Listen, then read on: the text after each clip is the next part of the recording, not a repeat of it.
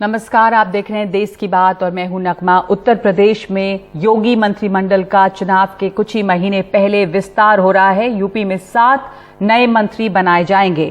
कांग्रेस छोड़कर बीजेपी में शामिल हुए जितिन प्रसाद मंत्री बनाए जा रहे हैं। पलटू राम, छत्रपाल गंगवार, संगीता बलवंत बिद, धर्मवीर प्रजापति, संगीत कुमार गोंड और दिनेश खटिक मंत्री बनाए जा रहे हैं। ये बातें इस समय सामने आ गई हैं और ये मंत्रिमंडल विस्तार जो हो रहा है वो चुनाव के कुछ महीने पहले हो रहा है, इसलिए इस मंत्रिमंडल में कौन कौन नए मंत्री बनाए जा रहे हैं ये चुनाव की दृष्टि से बहुत अहम होगा। हमारे साथ इस वक्त जुड़े हैं हमारे सहयोगी कमाल खान, एग्जीक्यूटिव एडिटर, और साथ साथ हमारे साथ अजय बोस हैं जो कि लेखक हैं, प्रोफेसर रविकांत हैं राजनीतिक विश्लेषक। और कमाल, सबसे पहले आपसे जानकारी कि तैयारी हो गई है, 6 बजे जो है वो मंत्रिमंडल विस्तार होने की खबर है और जिन लोगों के नाम सामने आए हैं, क्या नई इस वक्त ताज़ा स्थिति है मंत्रिमंडल विस्तार के बारे में? ये पक्का है कि ये लोग मंत्री बन रहे हैं और चुनाव की दृष्टि से देखा जाए तो जो नए सामने आए हैं नाम, वो सब इस लिहाज से काफी महत्वपूर्ण है? जी हाँ, जो नाम आपने बताए हैं ये लोग ही मंत्री बन रहे हैं और चुनाव के लिहाज से इसलिए महत्वपूर्ण है कि ये जातीय संतुलन बिठाने की एक कोशिश है। देखिए, अभी तक जो आम जुबान में कहा जाता था वो ये कहा जाता था कि बीजेपी ब्राह्मण बनियों की पार्टी है और समाजवादी पार्टी को बैकवर्ड लोगों की पार्टी, पिछड़ों की पार्टी माना जाता था। जो यादव वोट है तकरीबन 9% के आसपास उत्तर प्रदेश में है। तो अब ये कोशिश यहां पे है कि जो गैर यादव ओबीसी वोट है उसको अपने से जोड़ा जाए और जो 21% दलित वोट है उसमें तकरीबन 11% जो जाटव वोट है, जो मायावती को जिसका सबसे बड़ा हिस्सा मिलता है, उसके बाद जो वोट है उसको अपनी तरफ जोड़ा जाए। इसलिए वो छोटी छोटी जातियों के लोगों को मंत्री बनाने की कवायद हो रही है। जी, हम इस वक्त देख रहे हैं कि शपथ ग्रहण समारोह जो है वो शुरू हुआ और दिखाना चाहेंगे। इस वक्त जितिन प्रसाद शपथ ले रहे हैं, अगर हम सुन सकें इसको। मैं राज्य के मंत्री के गोपनीयता की शपथ, मैं जितिन प्रसाद ईश्वर की शपथ लेता हूं कि जो विषय उत्तर प्रदेश राज्य में मंत्री के रूप में मेरे विचार के लिए लाया जाएगा अथवा मुझे ज्ञात होगा, उसे किसी व्यक्ति या व्यक्तियों को तब तक सिवाय जबकि ऐसा मंत्री के रूप में अपने कर्तव्यों के सामूहिक निर्वहन के लिए ऐसा करना उपेक्षित हो, मैं प्रत्यक्ष अथवा अप्रत्यक्ष रूप से संसूचित या प्रकट नहीं करूंगा।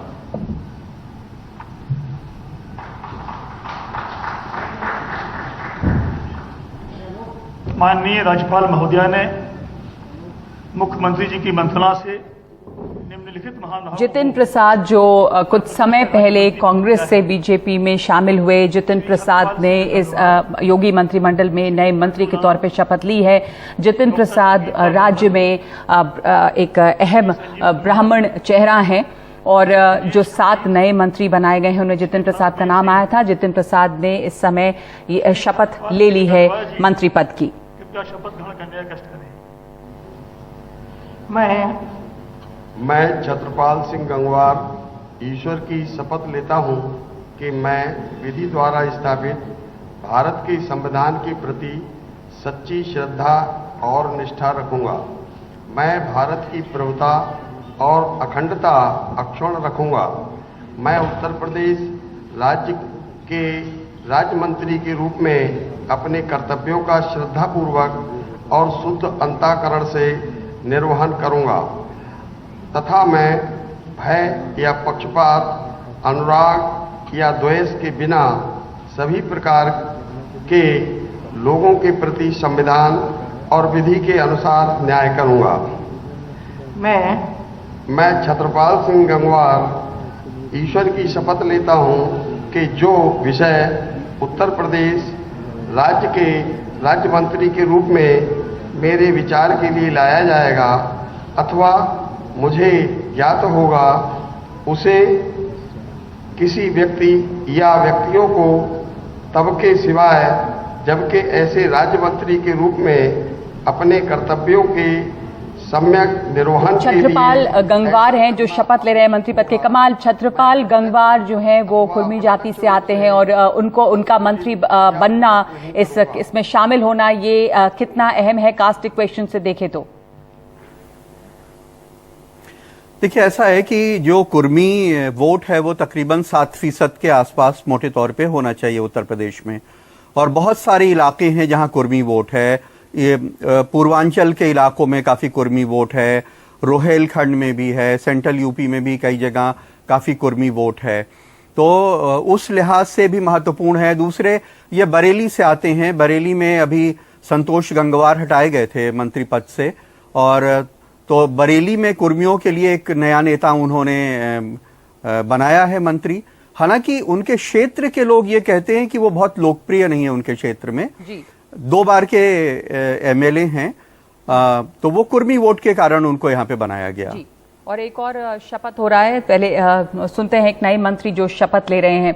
मंत्री के रूप में ये मेरे विचार के लिए लाया पलटूराम जाएगा, हैं अथवा मुझे जो अनुसूचित जाति से हैं और वो भी शामिल किए गए हैं इस मंत्री परिषद में। कमाल, आप इनके बारे में क्या जानकारी है? ये पलटूराम जो हैं ये खटिक बिरादरी से हैं, बलरामपुर सदर से ये एमएलए हैं और 20 साल से तकरीबन ये राजनीति में है। वहां पे एक बहुत बड़े ब्रजभूषण शरण सिंह एक बहुत बड़े नेता हैं, ये उनके साथी माने जाते हैं, बहुत पुराने बीजेपी के नेता हैं। इनकी पत्नी ज्ञानवती उनका नाम है, 2005 में ये जिला पंचायत की अध्यक्ष बनी थी। ईश्वर की शपथ लेती हूँ कि मैं विधि द्वारा स्थापित भारत के संविधान के प्रति सच्ची श्रद्धा और निष्ठा रखूंगी। मैं भारत की प्रभुता और अखंडता अक्षुण्ण रखूंगी। मैं उत्तर प्रदेश राज्य के राज्य मंत्री के रूप में अपने कर्तव्यों का श्रद्धा पूर्वक और शुद्ध अंतःकरण से निर्वहन करूंगी तथा मैं भय या पक्षपात, अनुराग या द्वेष के बिना सभी प्रकार के लोगों के प्रति संविधान और विधि के अनुसार न्याय करूंगी। मैं डॉक्टर संगीता बलवंत ईश्वर की शपथ लेती हूं कि जो विषय उत्तर प्रदेश राज्य के राज्य मंत्री के रूप में मेरे विचार के लिए लाया जाएगा। संगीता बलवंत वहां से एमएलए हैं और ये भी एक मंत्री के रूप में शपथ ले रही हैं। संगीता बलवंत जो हैं वो किस जाति से आती हैं? वो निषाद जाति से हैं। कमाल, और इनकी क्या राजनीतिक पृष्ठभूमि रही है?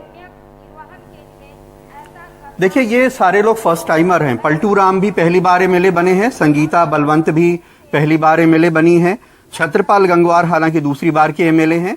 संगीता बलवंत छात्र राजनीति से उन्होंने अपनी शुरुआत की थी, छात्र संघ में थी वहां पीजी कॉलेज के, और निषाद जाति से आती हैं। संजय निषाद को नहीं बनाया गया है, तो उनकी जगह ये संगीता बलवंत को लिया गया है। संजय निषाद को एमएलसी बना दिया गया है, उनको दूसरी तरह एडजस्ट किया गया है, तो उनकी जाति में संगीता बलवंत को बनाया गया है। मैं विधि द्वारा स्थापित भारत के संविधान के प्रति सच्ची श्रद्धा और निष्ठा रखूंगा। मैं भारत की प्रभुता और अखंडता अक्षुण्ण रखूंगा। मैं उत्तर प्रदेश राज्य के राज्य मंत्री के रूप में अपने कर्तव्यों का श्रद्धापूर्वक और शुद्ध अंतःकरण से निर्वहन करूंगा तथा मैं भय या पक्षपात, अनुराग या द्वेष के बिना सभी प्रकार के लोगों के प्रति संविधान और विधि के अनुसार न्याय करूंगा। मैं संजीव कुमार ईश्वर की शपथ लेता हूं कि जो विषय उत्तर प्रदेश राज्य के राज्य मंत्री के रूप में मेरे विचार के लिए लाया जाएगा अथवा मुझे ज्ञात होगा, उसे किसी व्यक्ति या व्यक्तियों को तब के सिवाय जबकि ऐसे राज्य मंत्री के रूप में अपने कर्तव्यों एवं सम्यक निर्वहन के लिए ऐसा करना अपेक्षित हो, मैं प्रत्यक्ष अथवा अप्रत्यक्ष रूप से संसूचित या प्रकट नहीं करूंगा। धन्यवाद। तो ये संजीव कुमार गौंड हैं जो इस समय मंत्री पद की शपथ ले रहे हैं, योगी मंत्रिमंडल में शामिल किए गए हैं। योगी मंत्रिमंडल का जो विस्तार हुआ है उसमें कई नए मंत्री, 7 नए मंत्री इस समय शपथ ले रहे हैं। मैं दिनेश खटीक ईश्वर की शपथ लेता हूं कि मैं विधि द्वारा स्थापित भारत के संविधान के प्रति सच्ची श्रद्धा और निष्ठा रखूंगा। मैं भारत की प्रभुता और अखंडता अक्षुण्ण रखूंगा। मैं उत्तर प्रदेश राज्य के राज्य मंत्री के रूप में अपने कर्तव्यों का श्रद्धापूर्वक शुद्ध अंतःकरण से निर्वाह करूंगा तथा मैं भय या पक्षपात, अनुराग या द्वेष के बिना सभी प्रकार के लोगों के प्रति संविधान और विधि के अनुसार न्याय करूंगा। मैं दिनेश खटीक ईश्वर की शपथ लेता हूं कि जो विषय उत्तर प्रदेश राज्य के राज्य मंत्री के रूप में मेरे विचार के लिए लाया जाएगा अथवा मुझे ज्ञात होगा, उसे किसी व्यक्ति या व्यक्तियों को तब के सिवाय जबकि ऐसे राज्य मंत्री के रूप में अपने कर्तव्यों के सम्यक निर्वहन के लिए ऐसा करना अपेक्षित हो, मैं प्रत्यक्ष अथवा अप्रत्यक्ष रूप से सूचित या प्रकट नहीं करूंगा। धन्यवाद। श्री दिनेश खटीक जो शेड्यूल कास्ट से आते हैं, उन्होंने भी मंत्री पद की शपथ ली है। तो ये 7 मंत्री जो इस समय शपथ ले रहे हैं उनको जाति की दृष्टि से काफी अहम है। मैं धर्मवीर सिंह ईश्वर की शपथ लेता हूं कि मैं विधि द्वारा स्थापित भारत के संविधान के प्रति सच्ची श्रद्धा और निष्ठा रखूंगा। मैं भारत की प्रभुता और अखंडता अक्षुण्ण रखूंगा। मैं उत्तर प्रदेश राज्य के राज्य मंत्री के रूप में अपने कर्तव्यों का श्रद्धापूर्वक और शुद्ध अंतःकरण से निर्वहन करूंगा तथा मैं भय या पक्षपात, अनुराग या द्वेष के बिना सभी प्रकार के लोगों के प्रति संविधान और विधि के अनुसार न्याय करूंगा। मैं राज्य के राज्य मंत्री के लिए गोपनीय की शपथ मैं धर्मवीर सिंह ईश्वर की शपथ लेता हूं कि जो विषय उत्तर प्रदेश राज्य के राज्य मंत्री के रूप में मेरे विचार के लिए लाया जाएगा अथवा मुझे ज्ञात होगा, उसे किसी व्यक्ति या व्यक्तियों को तब के सिवाय जबकि ऐसे राज्य मंत्री के रूप में अपने कर्तव्यों के सम्यक निर्वहन के लिए ऐसा करना अपेक्षित हो, मैं प्रत्यक्ष अथवा अप्रत्यक्ष रूप से संसूचित या प्रकट नहीं करूंगा। धन्यवाद।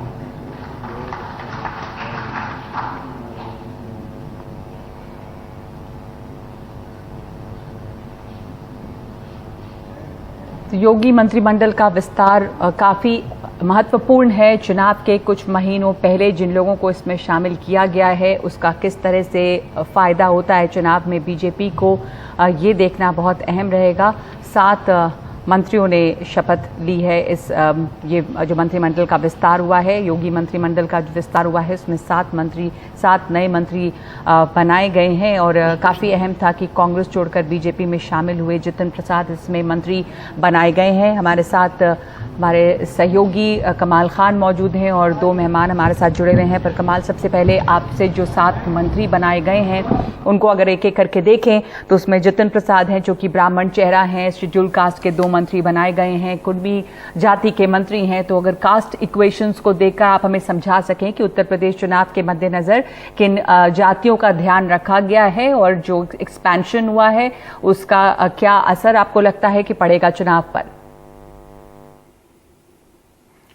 देखिए, ऐसा है कि अगर जितिन प्रसाद को देखें तो उनके अलावा जितने भी नेता हैं वो बहुत बड़े नाम नहीं हैं। और एक तरह से आप देखिए तो संजय गोंड पहली बार एमएलए बने हैं, पलटू राम पहली बार एमएलए बने हैं, संगीता बलवंत बिंद पहली बार एमएलए बनी हैं, छत्रपाल गंगवार 2 बार बने हैं। अगर इनको देखें, जो दिनेश खटीक हैं ये पहली बार एमएलए बने हैं। धर्मवीर प्रजापति ये एमएलए नहीं है, एमएलसी हैं, नॉमिनेटेड हैं, ये कभी चुनाव नहीं लड़े हैं। तो अपने आप में ये कोई बहुत बड़े या पुराने नेता नहीं हैं, लेकिन इनकी जातियों का महत्व है। देखिए, जो ओबीसी वोट है वो 43 से 45% के आसपास उत्तर प्रदेश में मोटे तौर पे माना जाता है। 9% यादव वोट माना जाता है, कुछ लोग उसे थोड़ा बहुत ज्यादा भी बताते हैं। तो मोटे तौर पे ये जो 35% के आसपास गैर यादव ओबीसी वोट है, उसमें एक बुके बनाने की कोशिश है, गुलदस्ता अलग अलग छोटी छोटी जातियों को अपनी तरफ जोड़ने के लिए। दूसरा, 21% के आसपास दलित वोट है, उनमें से 11% जाटव है जो मायावती की बिरादरी है। तो इस 11% जाटव का जो सबसे बड़ा हिस्सा है वो मायावती को मिलता रहा है पारंपरिक रूप से। तो उस 11% में बीजेपी सेंधमारी की उतनी कोशिश नहीं कर रही है। जो बचा हुआ 11% है उसमें वो लोगों को अपनी तरफ जोड़ने की कोशिश कर रही है। तो इसलिए आप देखेंगे कि ये जितने लोग बनाए गए हैं इनमें यादव और जाटव आपको नहीं मिलेंगे, वो खटिक मिलेंगे या और दूसरी बिरादरी के मिलेंगे। जब मोदी मंत्रिमंडल का विस्तार हुआ था तो हमें लगता है कि पहली बार ऐसी होर्डिंग्स देश में लगी थी कि मोदी जी आपको धन्यवाद कि आपने 28 ओबीसी जाति के लोगों को मंत्री बनाया। उसके बाद यूपी के जो मंत्री जितने 7 बनाए गए थे सबका जुलूस निकाला गया, यात्राएं निकाली गई कि अपने अपने क्षेत्र में जाके बताइए कि आपके समाज को प्रतिनिधित्व मिला है और हमें मंत्री बनाया गया। हो सकता है कि यूपी वालों के साथ भी ये हो।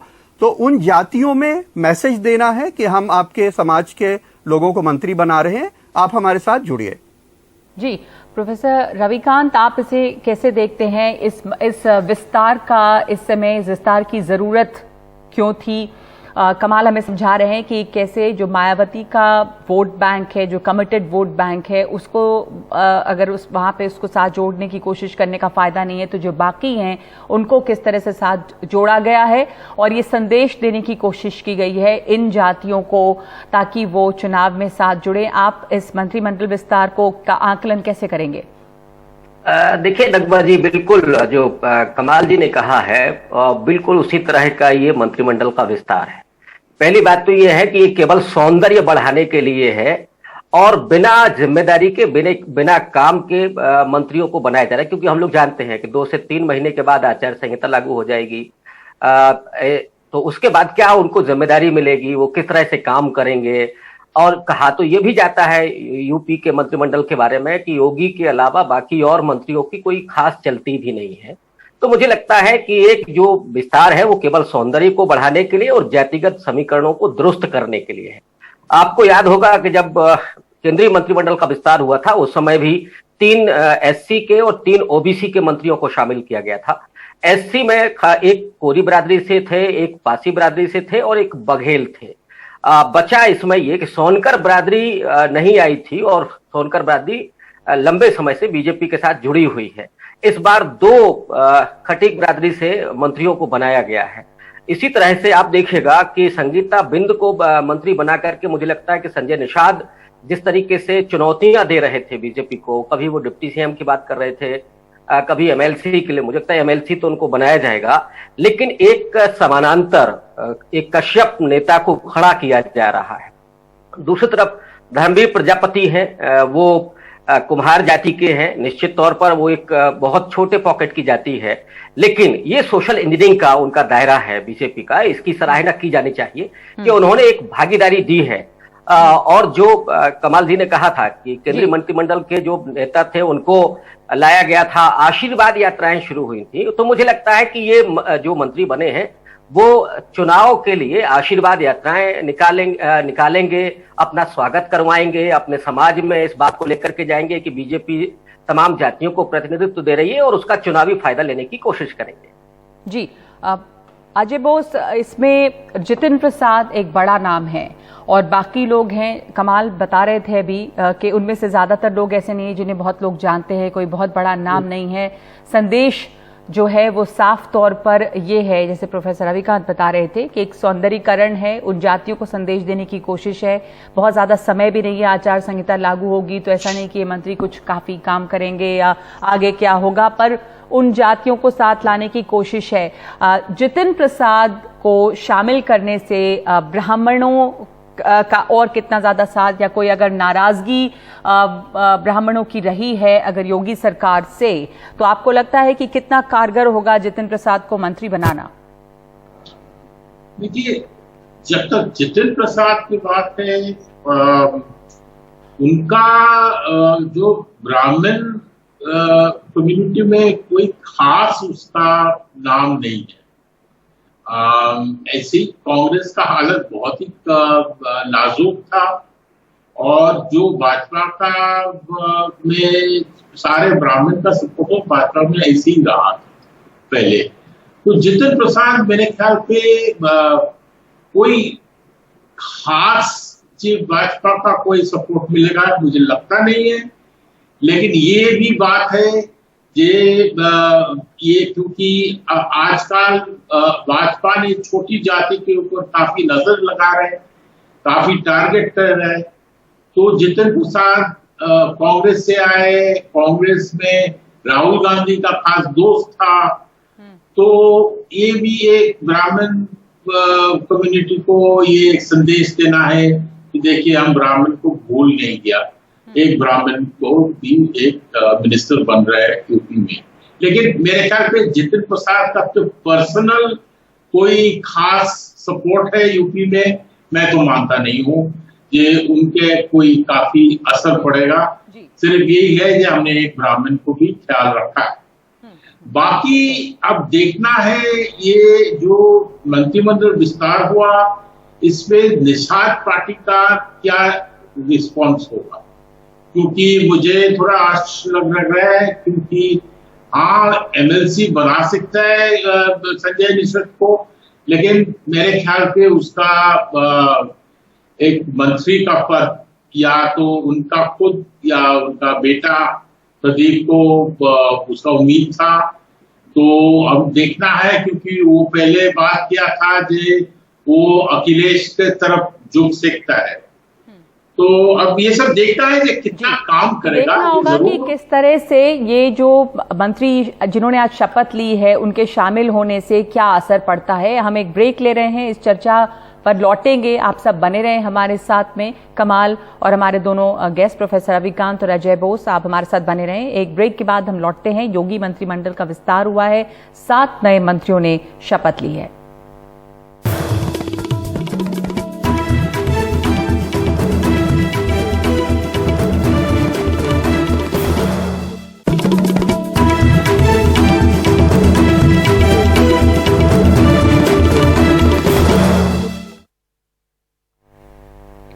हमारे साथ मौजूद हैं हमारे दो मेहमान, अजय बोस हैं और प्रोफेसर रविकांत हैं, राजनीतिक विश्लेषक। प्रोफेसर रविकांत, मैं चर्चा कर रही थी इसके पहले भी कि शामिल किया गया है इसमें जितिन प्रसाद को, जिनके पिता बड़े सियासतदान थे, जितेंद्र प्रसाद, और उसके बाद वो उनके गुजर जाने के बाद ये आए यहाँ पर सियासत में, कांग्रेस में रहे, राहुल गांधी के करीबी रहे और उसके बाद वो वहां से मायूस होकर बीजेपी में आए।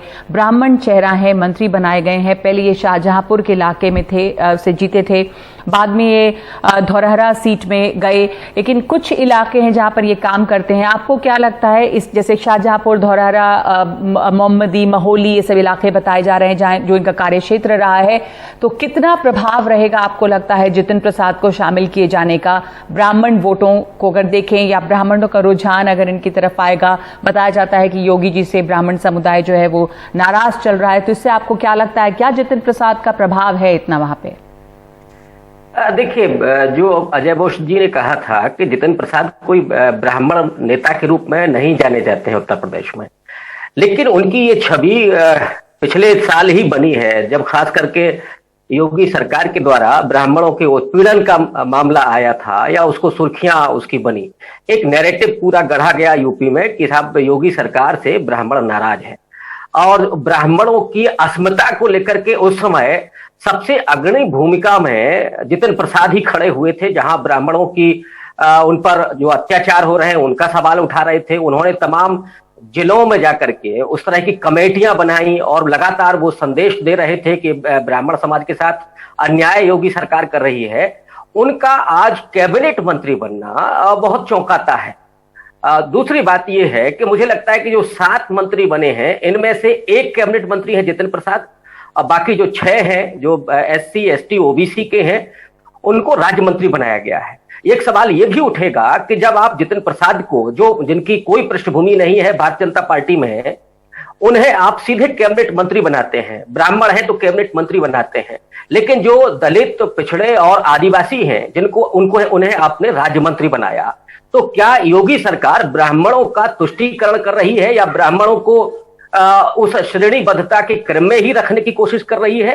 यह सवाल उठेगा। और मैं ये सवाल इसलिए उठा रहा हूं कि धर्मवीर प्रजापति जो मंत्री बने हैं, इसके पहले वो जो कलश कला बोर्ड है उसके अध्यक्ष थे।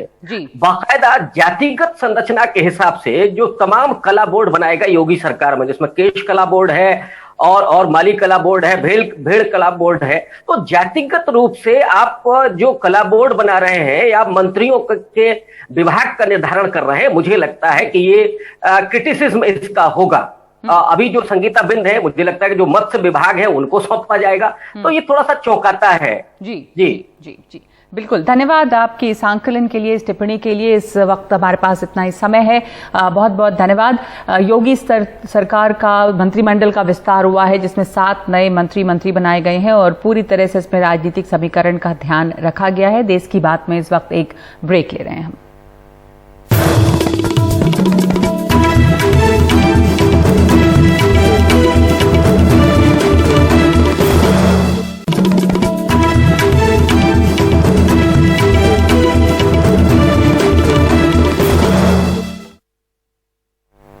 योगी कैबिनेट में 7 नए मंत्रियों ने शपथ लिया है। कैबिनेट का विस्तार किया गया है। चुनाव के पहले जितिन प्रसाद को कैबिनेट मंत्री बनाया गया है और कई राज्य मंत्री बने हैं। आइए आपको सुनाते हैं शपथ लेने के बाद नए मंत्री पलटू राम ने क्या कहा।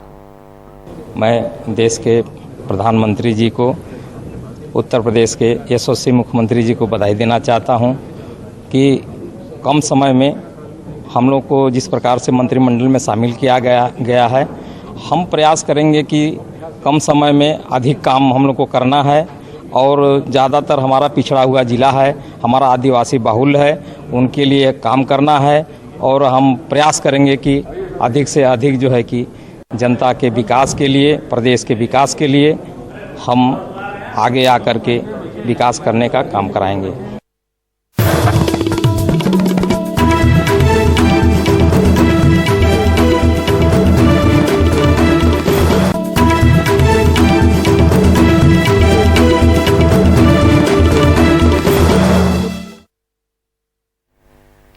पंजाब में चरणजीत सिंह चन्नी की सरकार का विस्तार हुआ है। 15 विधायकों को मंत्री बनाया गया है। कैबिनेट में 6 नए चेहरों को शामिल किया गया है। ये 6 विधायक पिछली कैबिनेट कैप्टन अमरिंदर सिंह सरकार में मंत्री नहीं थे। बाकी जिन 9 विधायकों ने शपथ ली है वो पिछली अमरिंदर सरकार में शामिल थे। शपथ लेने वालों में राणा गुरजीत सिंह का नाम शामिल है। इनसे कुछ पहले कुछ कांग्रेस विधायकों ने उनके नाम पर विरोध जताया था। 6 विधायकों ने प्रदेश अध्यक्ष नवजोत सिंह सिद्धू को चिट्ठी लिखकर इनकी जगह किसी अनुसूचित जाति के विधायक को जगह देने की बात रखी थी।